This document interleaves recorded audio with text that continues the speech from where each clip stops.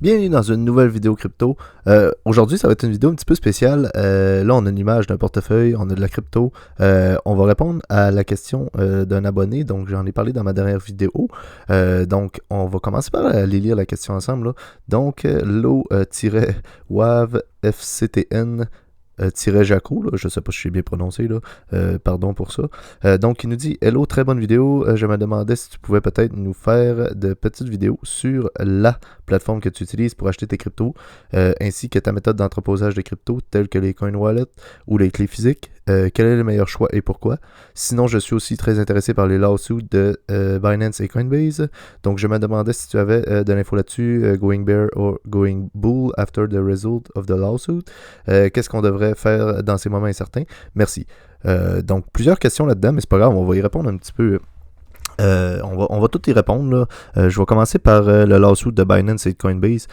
Donc pour moi, ça, c'est que du FUD, là, donc la peur, l'incertitude et du doute dans le marché, là. Ce qui arrive avec la SEC qui poursuit Binance et Coinbase. Donc tout de suite après les poursuites, on a des grosses institutions qui gèrent des fonds, donc qui lancent les ETF. Donc il y a vraiment quelque chose qui en arrière de ça qui est pas... qui est un petit peu bizarre, là, on va dire, là, parce que même le président de la SEC, là, Gary Gensler, donc, qui a déjà été enseignant, qui parlait en bien des crypto-monnaies, donc qui disait qu'Ethereum, par exemple, n'était pas une securities. Finalement, après ça, il accuse de devenir une securities. Il a appliqué sur un poste pour devenir un poste donc pour Binance là, en 2019 qui a été refusé. Donc, est-ce que ça serait un peu de la vengeance personnelle qu'il voudrait faire en poursuivant Binance? Donc là, il s'attaque vraiment aux deux plus gros. Puis ensuite de ça, on a les États-Unis. Là, je me souviens plus trop. On a une plateforme qui vient juste d'être lancée aux États-Unis après que la SEC ait poursuivi Binance et Coinbase. Donc, il y a vraiment... moi, je dirais que il n'y a pas vraiment de FUD pour ça. Il y a juste vraiment beaucoup de doutes, là. Donc, on va garder l'idée de FUD pour ça, là. Je trouve que c'est assez douteux comment que la SEC agit. Ensuite, tous les ETF qui sont proposés. Donc, je ne sais pas si c'est positif, négatif. Très dur à dire pour ça. Sinon, on va passer à une autre question. Donc, je me demandais si tu avais de l'info là-dessus. Donc, going bear or going bull. Moi, sur du long terme, ça change pas. Hein. Je reste bull parce que les marchés, je l'explique dans plusieurs vidéos. Pour moi, du FUD, il va tout le temps en avoir. Là, les ETF qui sont lancés, ça va apporter de la liquidité. Donc, je pense que je vais rester bull et ça, je suis sûr et certain. Qu'est-ce qu'on devrait faire dans ces moments incertains? Justement, moi, on va en parler un petit peu avec mes méthodes d'entreposage crypto qui reviennent un petit peu à ta question. Qu'est-ce qu'on devrait faire dans ces moments? Justement, c'est là quand il y a la peur dans le marché, c'est là qu'on veut acheter, accumuler tranquillement, pas tout mettre d'un coup, parce que si vraiment la peur fait descendre le marché après, on veut avoir des liquidités. Donc, je pense qu'un DCA, c'est vraiment la meilleure solution, là. J'ai même fait une vidéo sur le DCA pour ceux qui veulent aller voir. Donc, je vais vous la mettre, elle devrait s'afficher en haut. Sinon, c'est pas mal ça, hein, accumuler tranquillement des cryptos. On le voit, là, les cryptos sont là pour rester. C'est pas pour rien qu'il y a des grosses institutions comme BlackRock, Fidelity qui demandent d'avoir des ETF spot en plus. Donc la demande est là, vraiment, là, c'est pour rester les cryptos, si tu demandes mon avis, mais je suis pas conseiller financier, donc on fait nos recherches, on continue à investir tranquillement, puis je pense que c'est la méthode qui va nous permettre de faire les plus gros gains dans le prochain bull run. Sinon, donc la question vraiment pour cette vidéo, là, la vidéo c'est sur ce sujet-là. Donc on a la plateforme donc, que j'utilise pour acheter. Là, on a la plateforme en majuscule qui veut dire la plateforme que tu utilises. J'en utilise plusieurs. Donc on va tout aller les voir en haut, ils sont tous en haut là. Pour acheter, par contre, j'ai fait la vidéo sur Newton où je l'explique. Donc, moi, je passe par Newton quand j'achète. Donc, je dépose mon argent canadien, je transfère en Bitcoin, je transfère le Bitcoin vers Binance. Ensuite de ça, je vends le Bitcoin et je rachète mes crypto-monnaies. Donc, c'est ma façon de faire. Là, par contre, on a Binance, justement, qui va fermer, pas fermer ses portes, là, plus ou moins au Canada, là, parce que moi, je viens du Canada. Donc, on a jusqu'au 30 septembre pour retirer nos cryptos de Binance.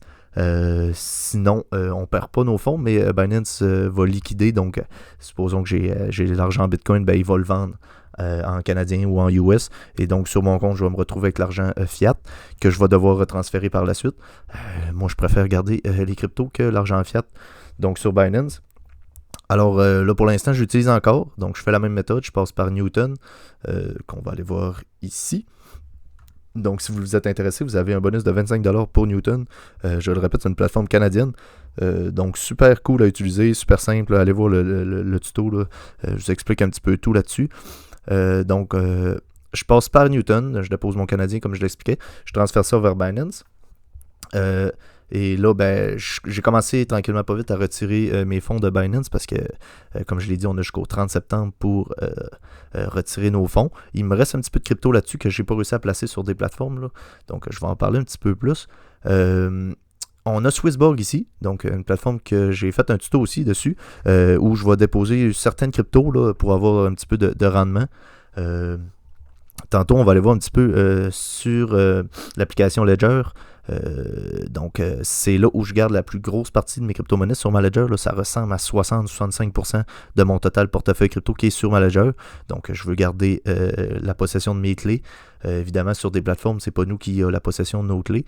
Donc, si on a par exemple, là, on voit 10 500 sur l'image ici, c'est la plateforme qui nous doit ce montant-là. C'est pas nous qui le détient. Donc, c'est bien. Mais en même temps, il faut faire attention quand même. Là. C'est comme une banque. Hein. Si vous avez une banque, par exemple la Banque de Montréal, vous avez 10 000$ là-dessus, c'est un montant que la banque vous doit et non nécessairement le montant que vous avez en liquide sur le compte. Là, parce que l'argent est peut-être juste pas là, peut-être juste 80% de cet argent-là est réellement dans un coffre. Le reste est investi. Donc, c'est vraiment un chiffre qui est sur du numérique, là.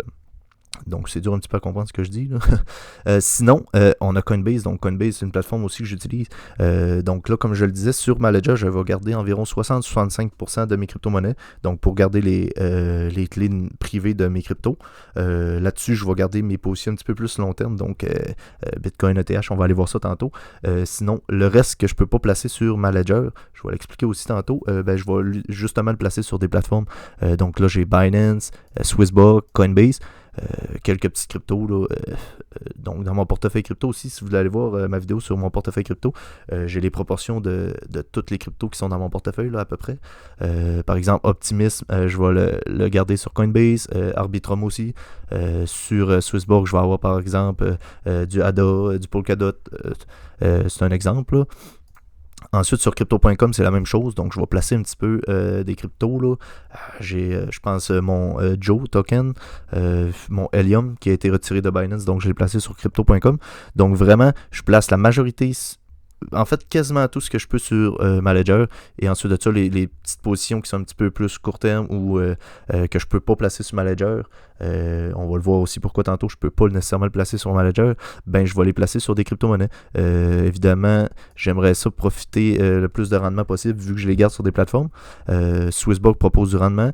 Très intéressant. Binance en propose sur plusieurs cryptos, pas toutes. Coinbase en propose sur quelques cryptos, mais j'en stack aucune crypto sur Coinbase. Donc là, on a fait le tour pour ceux-là. Donc là, on a KuCoin. KuCoin, j'ai un compte dessus. Je ne l'utilise pas encore. Par contre, je pense que ça va être l'alternative qui va me permettre de transférer tout ce qui me reste. Donc, je pense qu'il me reste 2 cryptos là, sur Binance. Donc, je vais transférer ce que j'ai de Binance sur KuCoin.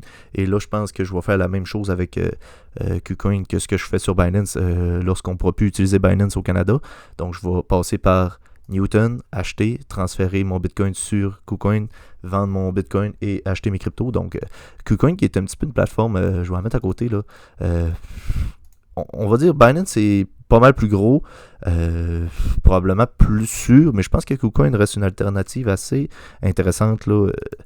Donc, encore une fois, je donne pas de conseils, j'évoque ce que je pense.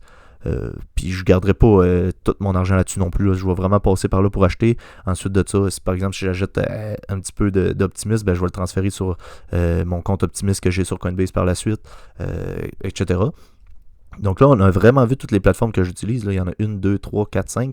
Un petit peu 1, 2, 3, 4, 5, 6, mais on va en compter juste une entre Coinbase et KuCoin, là, parce que j'en utilise juste une sur deux. Là. Sinon, il y a Celsius que j'utilise aussi. J'ai un montant qui est dessus. Là. Je pense que c'est environ 10% de mon portefeuille.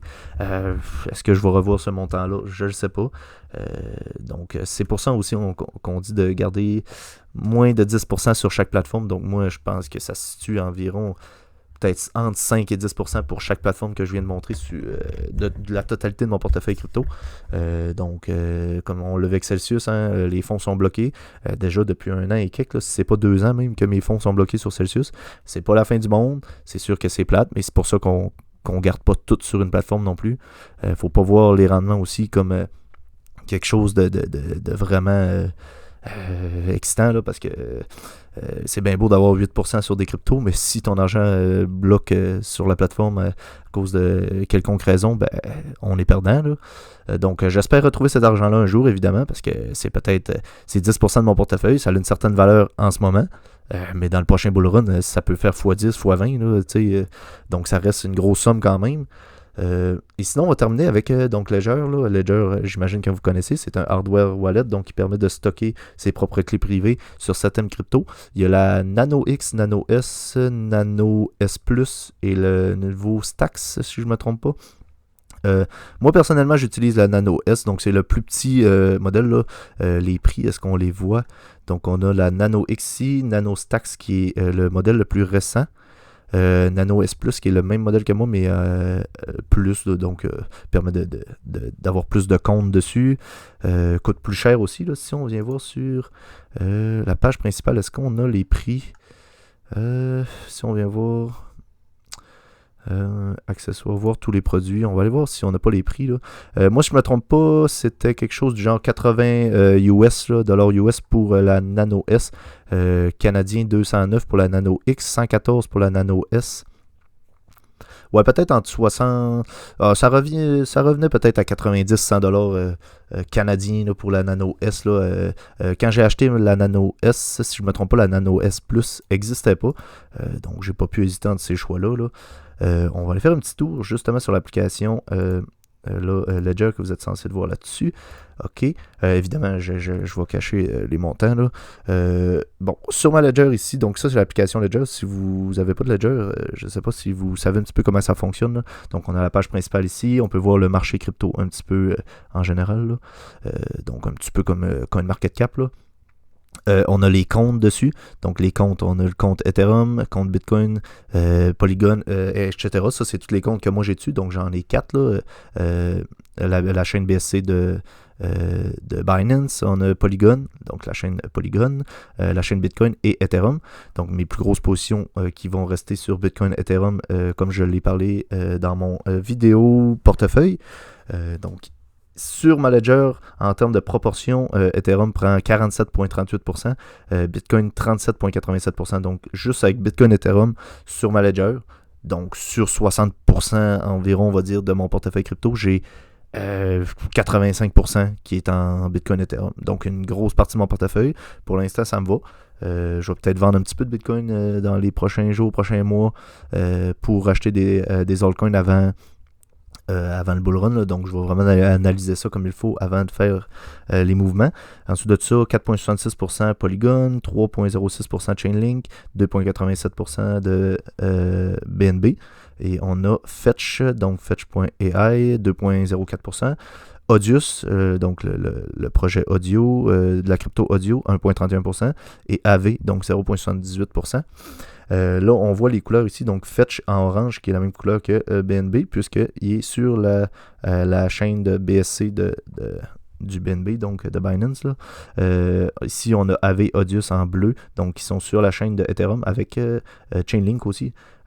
Si on le verrait ici, là, par exemple, sur Ethereum, on va avoir, donc, ouais, ils sont ici, là, donc en bleu. Donc, si je les transfère dessus, j'utilise le réseau Ethereum. Évidemment, quand je veux ressortir, ça va coûter les frais d'Ethereum. C'est un petit peu plus cher. Par exemple, ici, BNB, pas BNB. Sur la chaîne BSC, donc j'ai mon BNB et mon Fetch.ai qui est sur la chaîne BSC. Donc, c'est ça. J'utilise cette blockchain-là lorsque je fais mes dépôts et mes retraits. Si on vient faire un petit tour ici sur la Ledger, là, Donc, est-ce que je vais être capable? Bon, il faut que je me reconnecte. On va le faire tout de suite. Je vais rentrer. Donc là, au début, quand on crée notre ledger, là, vous avez vos 24 mots que vous gardez pour vous, évidemment. Sinon, attends un petit peu, je vais rentrer ça. Je sais pas si j'ai fait la bonne chose. Vous avez évidemment vos 24 mots que vous gardez pour vous, mais vous avez aussi un code PIN à rentrer, donc qui vous permet d'avoir accès à votre ledger. Comme là, je viens de rentrer le mauvais PIN. Là. Je vais me concentrer. Puis on va aller voir un petit peu ce que je vous parlais tantôt, là, parce que la Nano S ne permet pas de mettre autant de crypto que par exemple la Nano X, et c'est pour ça qu'elle est moins chère aussi, évidemment. Là. Mais c'est pas nécessairement le nombre de crypto. J'ai dit le nombre de crypto, c'est pas le nombre de crypto, c'est le nombre de comptes donc dessus qu'on vient de voir. Là. Je vais faire essayer ici, voir si on y a accès. Donc les nombres de comptes qu'on peut voir ici. Donc par exemple, Ethereum, Chainlink ne va pas prendre de la place plus parce qu'il est sur la chaîne Ethereum. Ethereum, j'ai téléchargé donc l'application Ethereum là-dessus. Et Chainlink ne va pas prendre plus de place parce qu'il est sur la chaîne Ethereum. Je ne sais pas si on comprend là. Si je suis capable d'avoir accès ici. Je ne sais pas si je vais être capable de vous le montrer. Normalement, je verrai un petit peu la clé Nano S. OK, on l'a ici. Donc, la capacité de la clé, là, qui est de 138 KO. La Nano X, ça doit être 200 et plus KO. Donc, par exemple, Bitcoin ici va prendre 58 KO. Donc, si je la télécharge, il va me rester 138 moins 58 donc de capacité. Présentement, j'utilise 112 KO. Et si on suit bien, j'ai Bitcoin, Ethereum, la chaîne BSC et la chaîne Polygon. Donc, pour 4 chaînes, j'ai 4 comptes qui permettent de mettre pas juste 4 cryptos, parce que sur Ethereum, j'en ai 3. Je pourrais en mettre toutes les cryptos qui sont sur la chaîne Ethereum, je pourrais toutes les avoir et ça prendrait pas plus de place. Donc, 4 applications, il me reste 26 KO disponibles. Donc, par exemple, si je voulais rajouter, là, il faut regarder un petit peu en bas de 26 KO, donc 40, je pourrais pas. 32, je pourrais pas. 24 ici, donc je pourrais rajouter la chaîne Near Protocol. VeChain, je pourrais pas. On comprend un petit peu, là. Donc, par exemple, VeChain, je ne pourrais pas l'ajouter et c'est pour ça que VeChain, je ne peux pas le placer sur la Ledger. Donc, au début, je disais qu'il y a des cryptos que je ne peux pas placer sur ma Ledger. Donc, je priorise mon Bitcoin, Ethereum, évidemment, toutes les cryptos qui vont sur ces chaînes-là. Mais après ça, si ils ont des blockchains différentes que je ne peux pas ajouter là-dessus, je ne vais pas les ajouter. Comme ADA, j'aurais aimé l'ajouter aussi, mais 106 KO, c'est trop gros, je ne peux pas l'ajouter. Évidemment, je vais prioriser Bitcoin, Ethereum à ADA. Donc, mes ADA, je les place sur Swissborg. Si vous avez d'autres questions, posez-les en commentaire. Ça va conclure la vidéo. Donc, j'espère que vous avez aimé ça quand même. On a vu un petit peu toutes les plateformes que j'utilisais. La vidéo est peut-être longue un petit peu. J'espère que ça leur a répondu à la question de l'abonné. Donc, j'ai fait la vidéo pour toi en particulier. J'espère que ça t'a plu. Laissez un j'aime si vous avez aimé. Comme je l'ai dit, des commentaires sur d'autres questions. Donc, j'ai pas parlé là, peut-être. Là. On a vu beaucoup de choses. J'ai peut-être pas tout dit. Abonnez-vous aussi pour suivre la chaîne. N'hésitez pas à aller voir toutes mes autres vidéos. Allez voir la vidéo que je vous ai parlé tantôt de ma proportion de crypto dans mon portefeuille. J'en ai parlé un petit peu dans cette vidéo-là, mais vous allez voir plus en gros. Sinon, n'hésitez pas à utiliser Newton, la plateforme. En plus, vous avez un bonus de 25$. La plateforme Swissborg, vous avez un coupon entre 1 et 100 €. 100 € exactement. Donc, allez voir tout ça. Nous, on se dit à la semaine prochaine. D'ici là, prenez soin de vos investissements. Bye.